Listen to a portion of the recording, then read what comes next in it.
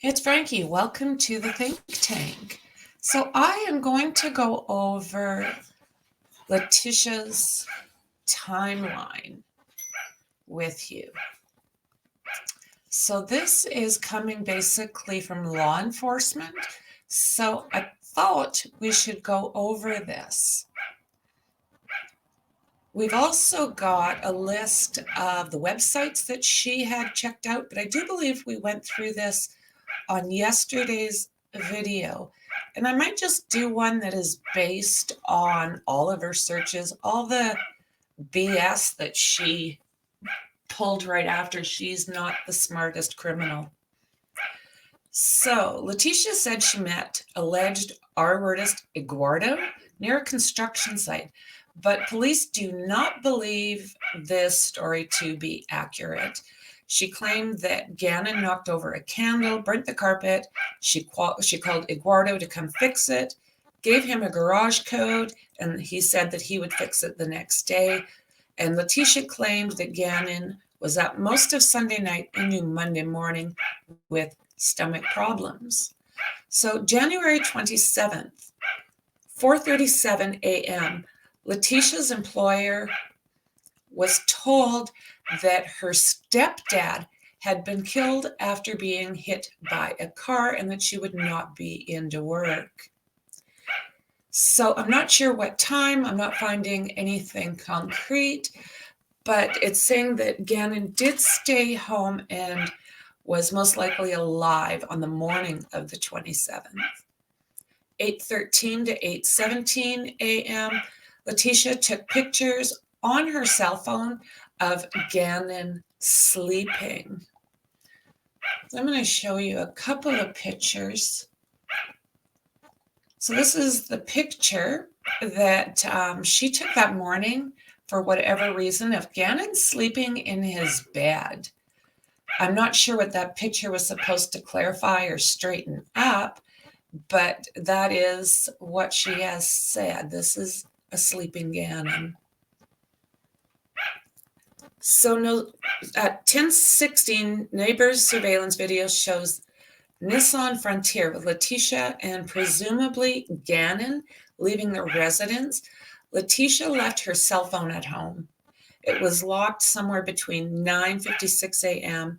and 2:45 p.m. 10:37 a.m., text sent from Gannon's phone to Harley. Letecia left phone at home. If you need her, text me. So 12:06, Staugh sent a text to Gannon that said, "Hey, buddy." And during this time, Letecia went to Petco on North Nevada Avenue. 11:22 a.m., Letecia completed her purchase, and Gannon was not seen on that surveillance video. Whereabouts is unknown between 11:22 and 1:22 p.m. At 1:21 p.m., Gannon's phone responded to the text from L that said, "Can I play Zelda at least?" L replied, "Not today." And some people are saying that they don't believe that this was actually Gannon who sent out that message about the Zelda game. At 1:22, Letecia made another purchase at Petco. 1:43, Gannon's phone searched, "My parents, find my cell phone if it's off." Detectives believed Letecia wrote this. At 2:14 p.m., investigators believe Gannon was unalived by Letecia after his nap time. This timestamp at his residence, more specifically in his bedroom.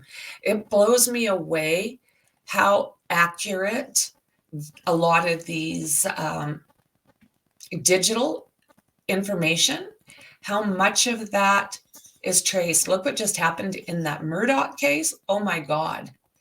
Unreal what we learned about the tracking.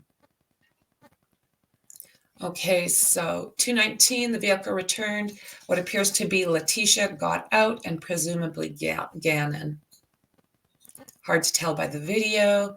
Motion detector show no movement between 10:16 and 2:19. And this is in the house. At 2:22, Gannon and Letecia enter the house, and Elena is at school, Harley at work. 2:30, in an interview with detectives, Letecia told detectives she was R-worded by Eduardo during this time. Now, there are so many different variations of her story. Oh my God. During this time, ADT motion sensors showed movement between upstairs and downstairs. 2:45 p.m., Letecia finally unlocked her phone. 3:15 p.m., Letecia claimed this was the last time she seen Gannon and that he had gone outside to play. So there is not any kind of footage of Gannon out there playing. So I don't know. I'm not buying it. So let's see here. Letecia claimed the last time she saw Gannon leaving the residence to go play with a friend. Lana returns home from school. Letecia tells her Gannon is asleep in her bed and instructs Lana to go outside and play. Lena? Detectives believe Letecia was actually cleaning up blood at this time. Surveillance video shows Lena outside riding her bike from 3:30 to about 3:42. 3:41 to 4:20 p.m., several text messages between Letecia and Harley. And L. 3:55, L. Staugh sends a message to Gannon's phone saying, "Hey, buddy." This message was not read until 7:40 p.m. Detectives believe Gannon was already deceased. 4:42 p.m., Harley, Letecia's daughter, arrived home from work in her white Jetta, picks up Lena, and leaves the residence. 4:52, Letecia sent a text to Harley asking her to pick up a few things from the store. So the text read, carpet powder, baking soda, and trash bags. 5:14 p.m., a receipt shows the purchase of the trash bags, baking soda, and vinegar happened at 5:14 p.m. It was later found in the Tiguan, Letecia's car. It's during this time that detectives believe Letecia had cleaned up the mess left by unaliving Gannon, and what a mess it was. So yeah, absolute trigger warning. What a mess it was. So let's see here. On February 1st, detectives found the blood present in Gannon's bedroom, the hallway leading to the utility room from the bedroom, utility room itself, the staircase leading upstairs, pathway to the garage, and the garage area itself. 6:55, Letecia finally called 911 to report Gannon missing. 10:09, deputies responded and are unable to locate Gannon. Deputies observed a Volkswagen Tiguan was backed into the garage. Deputies went into Gannon's room. They later compared body camera footage of the room compared to photos taken earlier in the day, and it does show Gannon's bed in a different place with different bedding and sheets pushed up against the wall.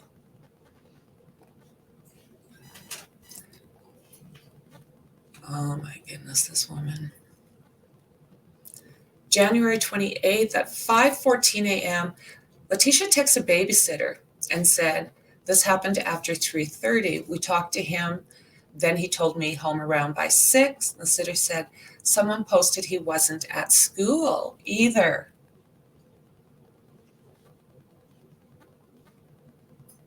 Oh my. He had to go to the doctor for his stomach, but he was there for the afternoon.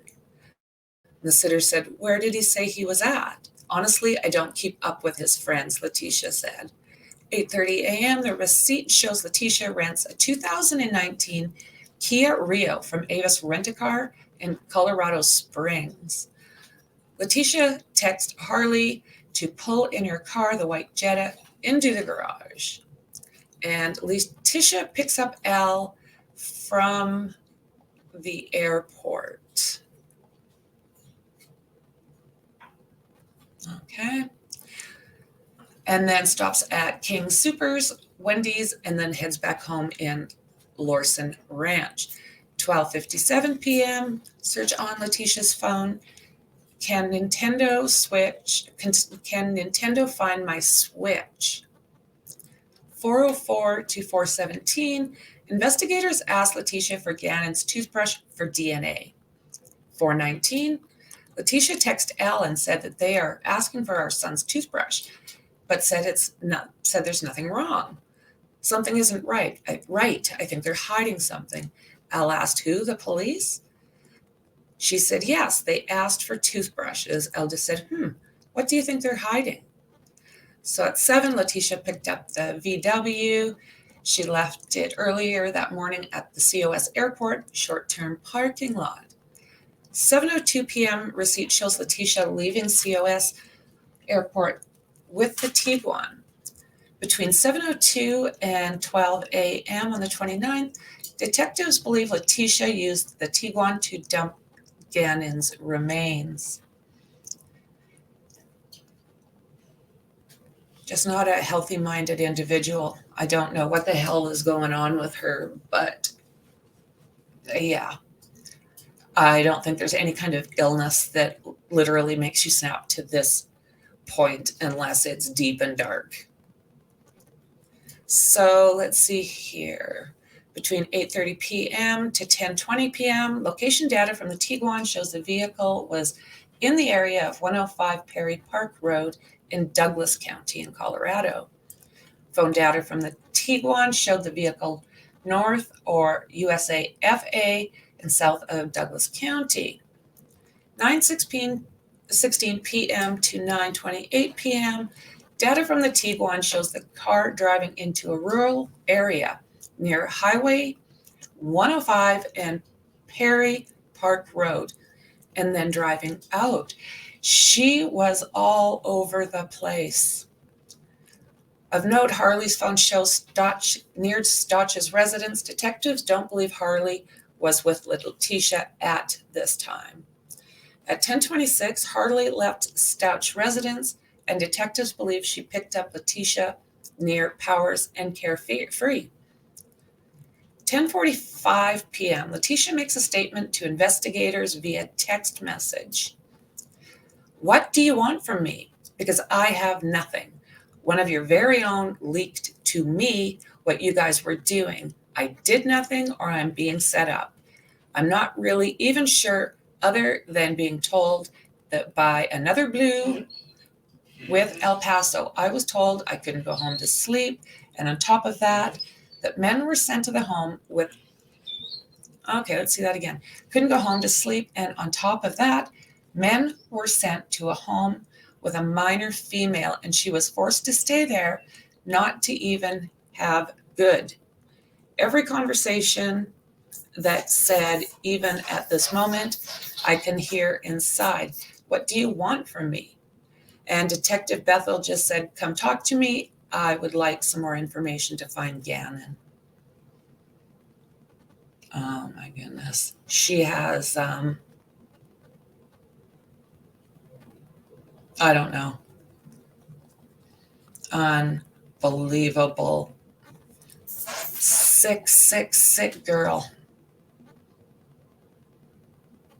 So January 29th, 2020, 9 a.m., the rental Kia was returned. Letecia was picked up by someone driving the white Jetta. Presumably it was Harley. 11:03 a.m., surveillance video catches Tiguan at the car wash with a potential blood on the back black bumper. 12 p.m., Letecia arrived at EPSO office for an interview with detectives. She showed up 2 hours late. So I suppose that's what, meaning she's not very worried. So Letecia brought several pieces of paper with her with notes for interview with the detectives. The Tiguan, Letecia's vehicle, was wet. So during this interview, Letecia claims she was held at gunpoint, R-worded by a Hispanic male named Eduardo, and Gannon was abducted by the male after he finished. Claimed the man was in the basement when she got home on January 27th, allowed her to greet Lena? Claim man R-worded Letecia between 3:30 p.m. and 4:30 p.m. Claims she may have hit her head and blacked out. Claims Gannon jumped on the R-worder's back. Claims R-worder threw Gannon across the room, held him at gunpoint, and demanded suitcase and cardboard box. Claims she cleaned up the area. Detectives offered Letecia an R-word exam, and she denied it. Detectives seized Letecia's phone. At the end of the interview, Letecia sticks tissue down her pants, claiming chest pain and shortness of breath. Letecia was transported to the hospital. The Tiguan was seized, and Letecia left the hospital without telling the investigators. She was picked up by an unknown person and got together with Harley several miles away. Investigators found multiple carpet brushes with suspected carpet fibers on them in the dishwasher. Investigators located an empty gallon of vinegar. Letecia rented the 2020 Nissan Altima, and investigators put a GPS tracking device on it. Boom. 2:14 p.m. Letecia texts Nicole, so possibly the homeowner? Letecia, when we came back inside from the smoke, there was blood on both of us. I didn't know what to do. I was scared I would get unknown word out about it, and I don't know if he should go to a doctor. I kept trying to add the candle thing, but Albert kept saying it was a small and minor. I was scared. The basement was smoky, and when I threw the cover over everything, we both had blood. You don't understand how it is to be a stepmom. Oh yeah, harsh, isn't it? No. It's a gift anytime you get offered an opportunity to raise a child. That is a gift. Okay. So January 31st from 4:16 p.m. to 5:13 p.m., Letecia headed back to Douglas County in the Nissan Altima near Highway 105 and Perry Park Road in Douglas County. Detectives believe she went back to make sure Gannon's remains had not been seen near the road, and any evidence of his body was covered up. February 1st, detectives find possible traces of blood on the rear of the vehicle, a rear passenger seat, and front passenger seat near the glove box. So over the next few weeks, detectives conducted more thorough searches of the house. Blue Star is used to find the presence of blood in Gannon's bedroom, with the hallway leading to the utility room from the bedroom, utility room itself, the staircase leading upstairs, the pathway to the garage, and the garage itself. In Gannon's room, suspected blood is found seeping through the carpet, through the pad, and stained on the concrete. Oh, this poor child. Bloodstain and blood spatter were located on the walls of this area. 50 droplets of suspected blood were found on walls near Gannon's bed. Gannon's mattress has a large red stain on it. You don't say. And they're saying that the blood stains on the wall were likely created by gunshot, blunt force trauma, or a stabbing. Suspected blood is found behind and around the edges of electrical sockets and around Gannon's bed. The suspect's blood is found behind and around the edges of an electrical socket next to Gannon's bed. Yes. February 12th. If I repeat myself, it's just that I am going back over to see where I stopped. So So, okay, on February 12th, investigators started to focus their efforts on Letecia. 13th, investigators start monitoring phone calls between Letecia and Al Stoach, and this was known to Al. They claim her story continually changes. Letecia stated Gannon was burned with a candle to the point his skin bubbled. Gannon peeled the burns off and wiped blood on his bedroom walls. Al did not ask about the blood on the walls before Letecia made that comment. She's a sick damn woman. February 14th. This is a phone call between Letecia and Al where shows 4 more of the stories that she has concocted. First, when EPSO came to the house on January 22nd, the abductor was still in the house, and she tried to tell deputies that someone was there. EPSO deputies checked the entirety of the house, and no additional person was located. She was R-worded by Quincy Brown at her home, and Brown abducted Gannon. She knew Brown's identity because she saw a paper with his ID card fall out of his pocket. Good God. Quincy followed her from Petco. At some point, was laying in the middle of the road in front of her. When she stopped so she wouldn't run over him, he jumped in the car and made her take him home with her, where he R-worded her. And number 4, Letecia and Gannon were near County Line Road and Highway 105 in North El Paso County on the 27th of January. Gannon was riding a bicycle in the area, fell, hit his head, and was then abducted by Quincy Brown. Brown was driven by a man named Terrence. Oh my God, she cannot keep anything straight, and they're all so different from each other. So Letecia told the investigators that searching in these areas would be futile. Police believe that Staugh also fabricated this story after seeing Brown's picture in a lineup of Pike Peak's most wanted fugitives. February 15th, investigators located a piece of particle board during their search. It had a stain that appeared to be blood, and that profile did sadly match Gannon. Gannon's blood was found near Highway 105 and Perry Park Road. This is where he was found. They do believe that Letecia had used particle board during the disposal of Gannon's remains.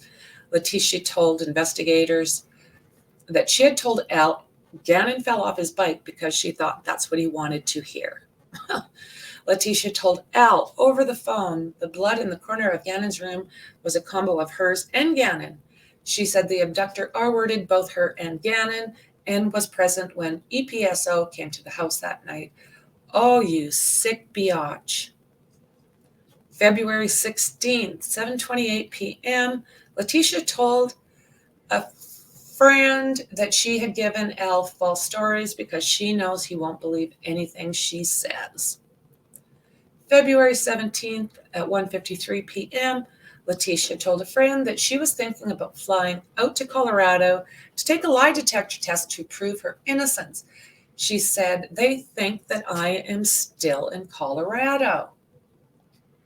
How does that work?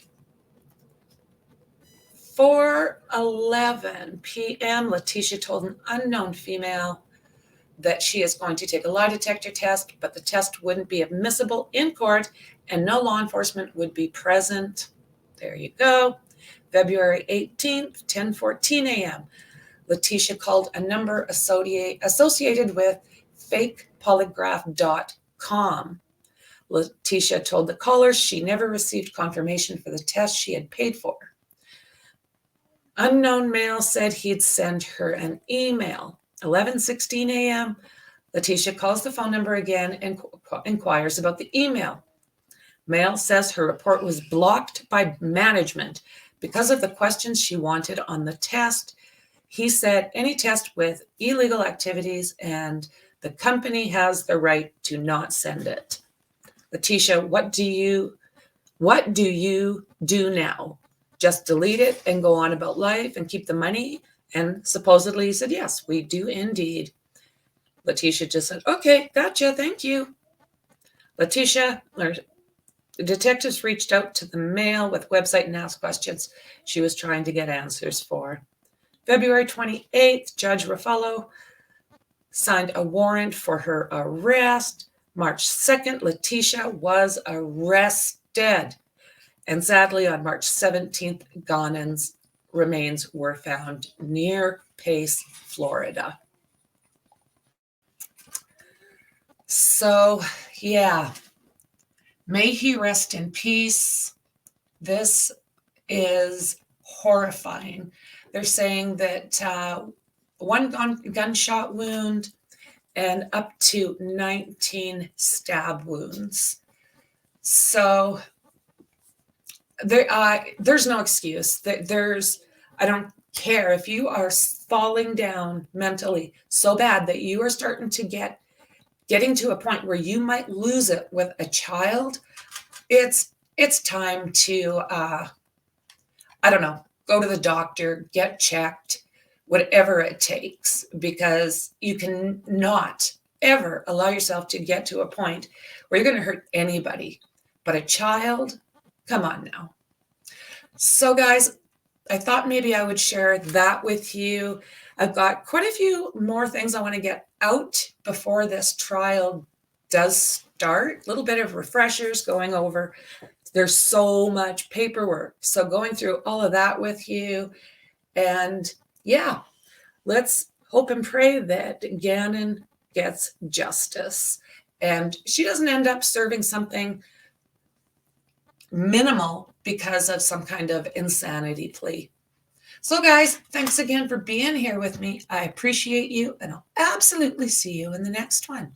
Bye.